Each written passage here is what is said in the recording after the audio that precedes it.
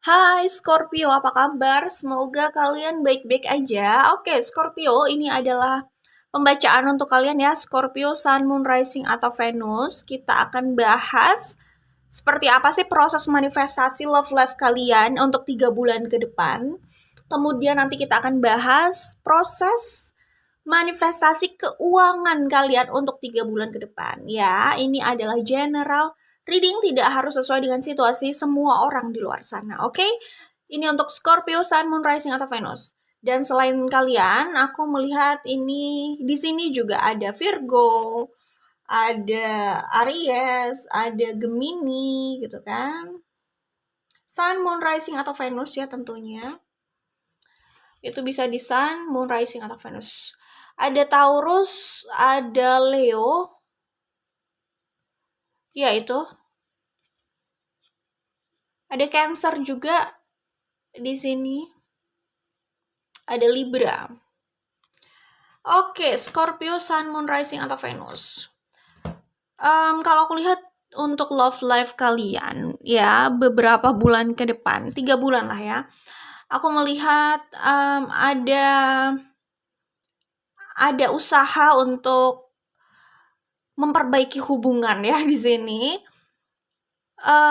Orang itu sebelumnya mungkin kayak menutup pintu untuk perbaikan itu atau seperti tidak kooperatif, terlihatnya tidak kooperatif, cuman kan mungkin dari sudut pandang kalian terlihat tidak kooperatif ya, cuman kan kita nggak tahu yang mereka lalui itu apa gitu loh.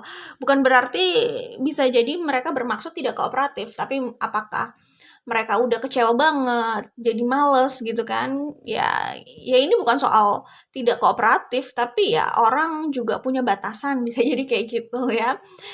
Ya nggak tahu, situasi orang di luar sana kan macam-macam, situasi kalian tentu saja bervariasi ya, oke. Tapi aku melihat di sini 3 bulan ke depan itu kalian akan ada pembicaraan nih sama orang ini ya. Apakah kalian yang melakukan inisiatif untuk berbicara atau orang ini yang akan menghubungi kalian? Itu yang kulihat di sini ya. Tapi akan ada komunikasi yang datang. Dan orang ini tadinya seperti yang aku bilang cukup defensif atau menutup rapat gitu ya untuk perbaikan itu atau komunikasi tersebut gitu ya, pembicaraan itu. Nah, 3 bulan ke depan mereka ini mulai menurunkan apa ya, menurunkan pagar itulah ya. Jadi maksudnya sudah mulai menurunkan sisi defensif itu ya. Kalau sebelumnya tertutup rapat, ini mulai mereka buka gitu ya. Mereka mulai lebih fleksibel, lebih melunak gitu. Akhirnya mereka membuka pintu untuk komunikasi itu, untuk usaha perbaikan hubungan ini. Itu yang kulihat ya di sini. Balik lagi ya, namanya orang, ini kan situasi macam-macam. Namanya orang biasanya ya, kalau udah kecewa, sedih, sakit hati, terluka, itu hal yang wajar dan manusiawi. Mereka butuh waktu ya. Intinya gini, maaf atau kesempatan itu kembali sama orangnya, itu hak mereka. Apakah mereka sepakat atau mau memberikan itu atau tidak gitu ya. Ya kalau mau memberikan ya nggak apa-apa gitu. Kalau nggak ya itu juga harus dihargai ya pilihannya gitu kan. Bukan terkadang ya, tapi kalau mereka tidak memberikan itu, pertama mereka udah nggak tertarik, kedua ya mungkin mereka udah terlalu kecewa, jadi ya sudahlah, cukup aja untuk pembelajaran. Ya kan kita juga nggak bisa menghakimi pilihan orang gitu. Mereka menyesuaikan itu, mereka membuat keputusan itu juga berdasarkan perasaan mereka gitu kan, kenyamanan mereka kayak gitu, pertimbangan mereka lah pastinya. Dan ya semua orang butuh waktu ya kan, untuk recovery, untuk healing itu butuh waktu. Dan ada quotes gini, ada kalimat bagus gini, katanya kita tidak akan healing ya, kita tidak akan healing kalau kita terus berpura-pura bahwa kita tidak terluka. Jadi kalau mau bilang iya kita terluka, ya udah biasa aja, nggak apa-apa kok. Maksudnya kalau orang mau mengatakan mereka terluka, mereka kecewa, mereka sedih, itu adalah hal yang wajar. Betul, memang hubungan dan pertemuan itu ada pembelajaran gitu. Cuman orang terluka masa nggak boleh ya kan? Ya nggak ada yang mau terluka, tapi kalau memang faktanya itu yang dirasakan ya sudah. dari pertemuan, dari pembelajaran itu ada yang terluka, mereka merasa terluka, itu adalah hal yang manusiawi. Jadi janganlah menghakimi orang kayak gini ya, kayak aku pernah baca nih, ada orang yang bilang, "Ah, udahlah nggak usah terluka, semua semua orang datang di hidup kita juga ada pembelajarannya, semua ada pembelajarannya, nggak perlu terluka," katanya kayak gitu. Itu orangnya lumayan keras banget ya. Maksud aku gini, dia keras untuk dirinya, terserah dia, itu urusan dia gitu ya. Tapi orang tidak harus mengikuti dia gitu. Masa harus berpura-pura kalau memang faktanya dia terluka di dalam, kenapa juga harus berpura-pura bilang, "Oh, tidak terluka," gitu. Yang penting adalah dia mengambil pelajaran itu, ya kan? Bukan soal mempertegas ke orang, ya mengatakan bahwa dia tidak terluka, padahal di dalamnya terluka. Ingat quotes yang tadi, kita tidak akan healing kalau kita terus berpura-pura bahwa kita tidak terluka. Kalau memang tidak terluka ya nggak masalah. Tapi kalau orang itu terluka ya biarkan gitu loh. Kalau memang itu yang dia rasakan, dia mengakui itu, artinya dia bisa memulai untuk proses healing kayak gitu ya. Jadi ini kayak orang yang dituntut untuk mengaku dirinya harus terus sehat gitu. Oh enggak, gue baik-baik aja, gue sehat gitu. Orang kalau intinya misalkan dokter bilang bahwa dokter sudah mengeluarkan diagnosanya, hasil diagnosanya dia menderita penyakit A gitu.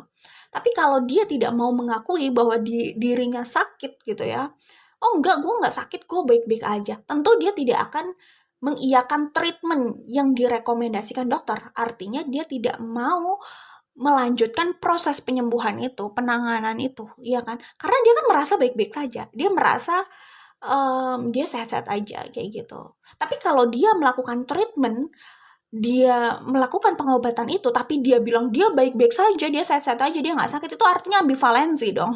Nggak tahu ya, apakah itu ambivalensi atau kalimatnya kontradiksi ya?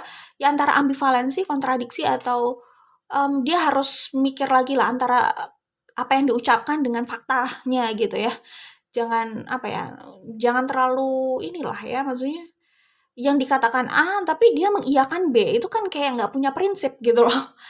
Kayak nggak tahu pendiriannya apa, dia paham nggak sih sebenarnya apa yang dia alami gitu kan. Ini bukan sok kayak orang harus selalu baik-baik saja, biasa aja, manusiawi gitu loh ya. Ya jadi kalimat itu ada orang yang menuliskan itu gitu ya, aku nggak harus kasih tahu tuh dituliskan di mana gitu. Tapi itu agak lucu menurut aku, ya tapi itu sudut pandang aku sih, kalau dia mau seperti itu ya nggak ada masalah, yang penting dia kan nggak memaksa orang harus seperti itu gitu kan. Dan aku sepakat sama quotes yang tadi aku bilang gitu, bahwa intinya kalau kita mengiyakan, kalau memang kita merasa terluka dan kita mengakui kita terluka, itu kita kayak udah berhenti dengan konflik dengan diri kita sendiri. Kayak ada orang yang konflik dengan batinnya sendiri. Dia kayak berpura-pura di luar, mempertegas bahwa dia baik-baik saja, dia bahagia gitu. Padahal di dalamnya dia sedang berantakan gitu. Artinya dia terus saja berkonflik dengan dirinya. Pertama, dia memang harus berdamai dengan situasi. Oh, oke, dia akui. Dengan dia mengakui itu, kenyataan itu artinya dia sudah berdamai dengan situasinya, gitu kan. Kalau sudah berdamai dengan situasi itu, dia baru bisa move on dengan proses selanjutnya nih, apakah healing atau gimana kayak gitu. Jadi it's okay gitu. Ada pembelajaran tapi bukan berarti pembelajaran di situ tidak memperbolehkan kita mengakui bahwa kita terluka gitu kan. Nggak perlu, biasa aja, santai aja, itu namanya hidup, oke. Okay? Jadi itu sudut pandang aku ya soal terluka, soal memaafkan, soal ya apa ya, situasi kita dengan siapapun itu di luar sana gitu. Orang atau situasi bisa saja melukai kita gitu kan. Dan balik lagi, maaf dan kesempatan itu adalah hak hak orang ya, jadi biarkan aja gitu ya. Maksudnya maaf, loyalitas, kenyamanan itu bukan hal yang harus dituntut gitu loh. Kita nggak bisa menuntut loyalitas orang kan. Dia mau loyal atau tidak kembali sama dia dong, ya kan?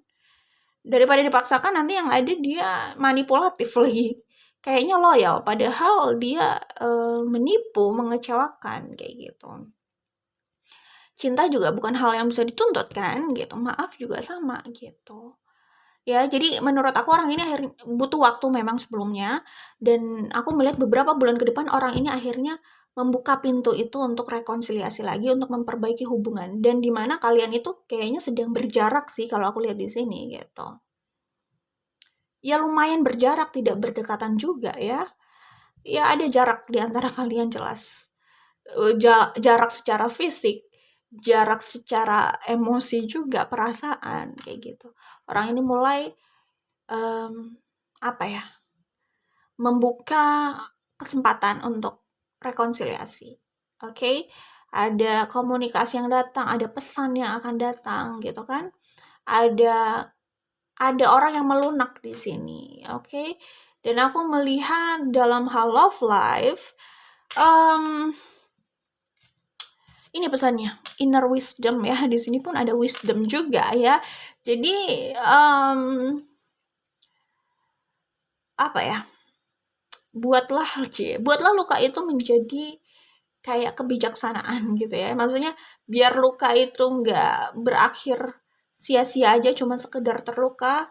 Orang itu kan bisa mengambil pelajaran dari luka itu gitu ya, yang membuat dia jadi mungkin lebih bijaksana ya, lebih bertambah lah pengetahuannya gitu loh ya.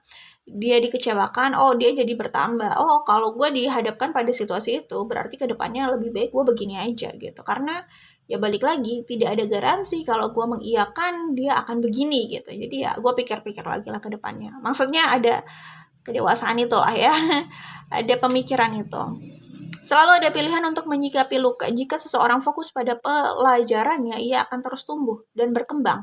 Jika ia fokus pada rasa sakitnya, ia akan terus menderita.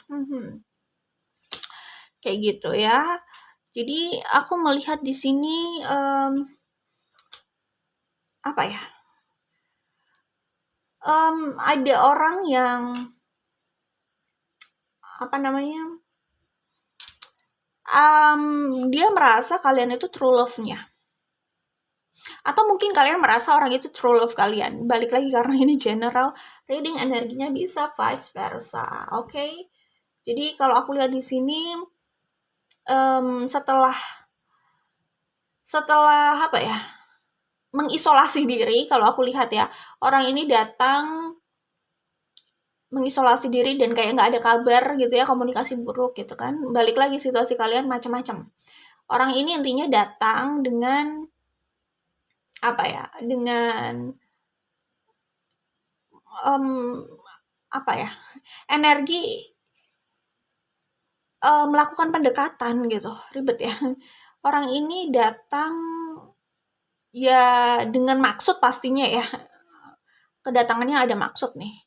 Dia ingin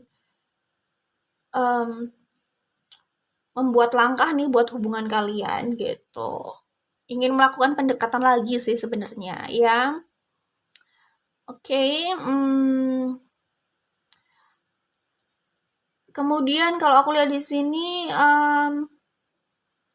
mereka itu merasa ikatannya sama kalian itu lumayan kuat gitu. Sehingga mereka akan berusaha juga sih untuk hubungan ini ya, kalau aku lihat ya di sini. Akan memanifestasikan lagi nih perbaikan untuk hubungan kalian. Pokoknya hubungan kalian akan mereka upayakan kalau aku lihat di sini ya. Jadi akan ada perubahan yang lumayan mendadak nih beberapa bulan ke depan. Jadi siap-siap mungkin ada yang mendapatkan pesan tersebut ya. Ada yang akan dihubungi gitu. Dan aku melihat di sini ada pilihan ya. Apakah kalian atau mereka atau mungkin kalian berdua punya pilihan di sini. Mereka datang memberikan pilihan itu juga bisa ya. Tinggal kalian mau memilih yang mana kayak gitu ya. Be strong to make a choice gitu sih intinya ya. Itu yang aku lihat di sini. Ya, jadi buat kalian yang sedang sendiri bisa jadi ada soulmate yang mau datang ke arah kalian gitu ya. Nah, ini pesan lainnya bahwa ketika seseorang mencari kebahagiaan, mungkin ia tidak akan mendapatkannya atau hal itu mudah menguap dan terasa kosong kembali. Karena ia selalu bergantung dengan yang dicari. Tapi saat seseorang berusaha membangun kebahagiaannya, ia lebih stabil karena menemukan sudut pandang baru dalam proses itu. Dan itu mungkin yang mengantarkan kalian berdua pada titik ini nanti ya. Pada pilihan ini. Oke. Dan ini pesannya gitu ya. Seorang akan tetap berada di sampingmu selama ia merasa bahagia. Kebahagiaan bukan berasal dari paksaan, tapi adanya kasih sayang yang dapat dirasakan. Ingat, orang itu bisa bilang I love you. Siapapun, tidak harus romance. Nggak harus soal romantik gitu lah ya. Siapapun gitu. Bisa bilang sayang. Tapi apakah sikap mereka berkata demikian gitu? Bisa saja mereka itu cenderung memaksakan pandangannya, seperti yang aku bilang di mana ya, di Pisces atau di mana, di Pisces. Kayaknya aku menyebutkan ini di pembacaan untuk Pisces juga sih. Jadi I don't know, Pisces atau Cancer ya, whatever. Ya, kita lanjut aja di sini. Kayak orang itu jangankan soal romance ya, antara orang tua sama anak juga bisa kayak gitu loh ya. Mudah mengatakan cinta, mudah mengatakan sayang, memang mungkin saja itu yang dirasakan, tetapi cara orang untuk mencintai dan menyayangi itu belum tentu benar juga gitu ya. Dia bisa aja bilang ya cinta, tapi nyatanya apa yang dilakukan justru menyakiti orang yang dicintai. Kayak gitu. Jadi apalah artinya pesan-pesan cinta kalau itu tidak bisa dipahami oleh mereka yang kita cintai gitu ya. Apalah artinya kita berusaha memaksakan pandangan kita bahwa apa yang kita ingin berikan sama mereka dan cara kita ini itu adalah untuk kebaikan mereka karena kita cinta sama mereka. Tapi kalau justru yang mereka terima itu berbeda gitu loh. Yang mereka terima itu justru mereka merasa terluka di situ, tertekan di situ. Apalah artinya itu gitu loh. Artinya ya apa ya? Artinya ya cinta itu nggak nyampe, love language itu nggak nyampe, ya. Pesan cinta itu tidak bisa dirasakan gitu. Jadi mudah sekali untuk mengucapkan itu, tapi perlakuan orang belum tentu gitu loh, ya. Seperti itu gitu. Belum tentu juga itu yang dirasakan orang lain, karena mungkin saja perlakuan orang yang mengatakan cinta itu justru menyakiti mereka, kayak gitu.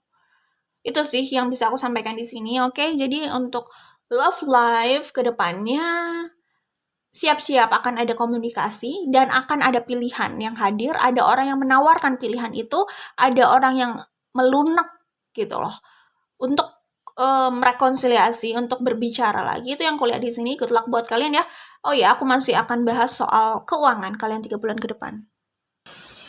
Hai Scorpio, kalau di luar terdengar suara hujan ya karena memang sedang hujan, deras lagi.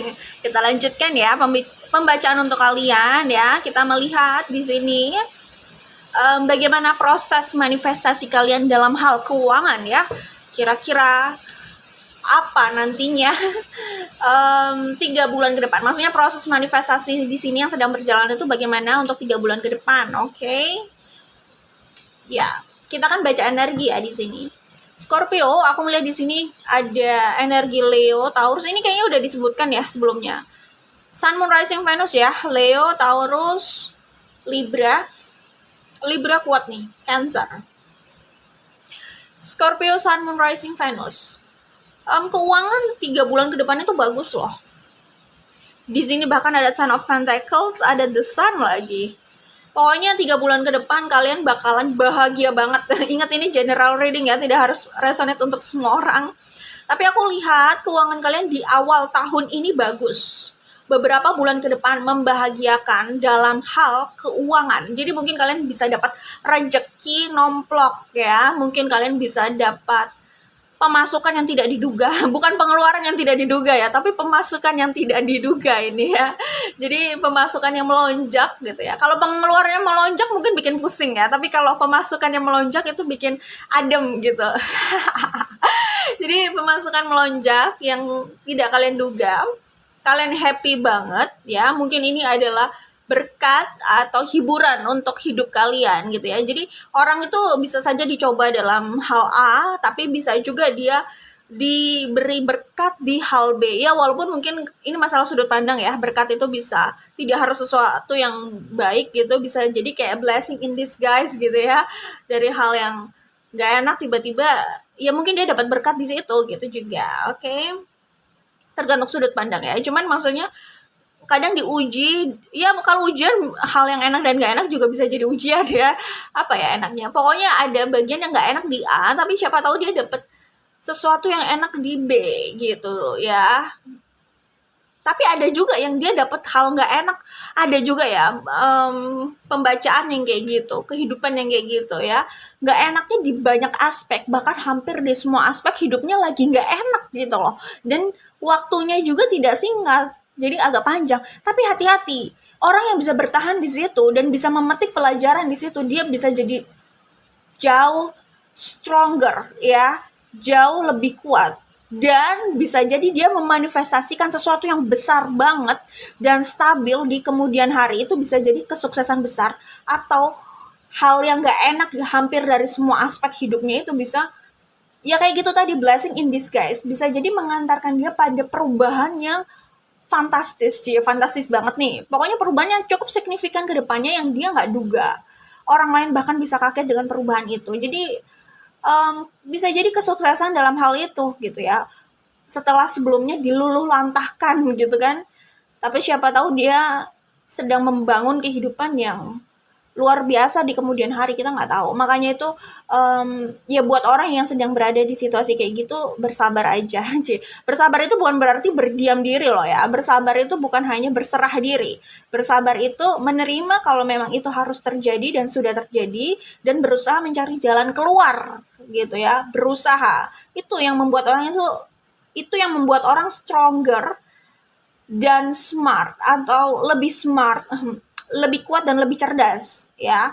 Bukan hanya kuat-kuatan dalam hal fisik ya, ditempa begitu aja, diam di situ terus, no. Itu kuat secara fisik, nanti secara kecerdasan tidak lebih gitu ya. Jadi harus lebih kuat, bukan harus pilihan ya, lebih kuat, lebih cerdas gitu ya. Berarti orang yang sudah bisa seperti itu, dia bisa jadi masa depannya itu luar biasa justru. Oke? It's okay. Gitu, itu yang bisa aku sampaikan di sini. Tapi kalau aku lihat di sini dalam hal keuangan itu adalah berkat sih, berkat banget buat kalian. Kalian happy banget di sini ya. Kalau dalam hal of life itu lumayan panjang konfliknya dan stuck, tapi dalam hal keuangan, wow, keren ya. Kalau aku lihat di sini loh ya, karena ini juga general reading. Aku hanya membaca energi yang ada di sini. Pertama, mungkin kalian itu ditempatkan di tempat yang berbeda loh.